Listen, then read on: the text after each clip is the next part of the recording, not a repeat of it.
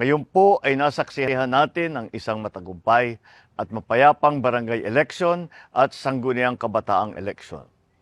Ang report po sa akin ni Chairman George Garcia ng COMELEC, tapos na ang bilangan at naging maayos naman overall. Kaya salamat po sa lahat ng mga tumulong. Ngayon, binabati ko ang lahat ng mga bago at muling nahalal ng barangay at SK official.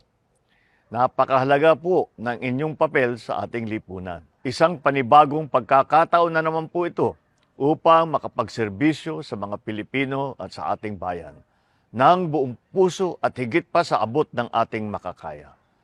Maging tapat po tayo sa lahat ng oras. Lagi po nating unahin ang kapakanan ng sambayanan sapagkat sila po ang dahilan kung bakit nais nating magsilbi sa bayan. Sa ating pagkakaisa at kolektibong pagsisikap, tiyak na maisusulong natin ang bagong Pilipinas kung saan ang bawat barangay ay mapayapa, masaya at maunlad. Kung saan ay nananaig ang pagkakaisa, pagkakaunawaan at kasaganahan. At kung saan ang bawat mamamayan ay taas noo bilang mga Pilipino. Mabuhay ang mga bagong opisyal ng barangay. Mabuhay ang ating mga kabataan ng sangguniang kabataan.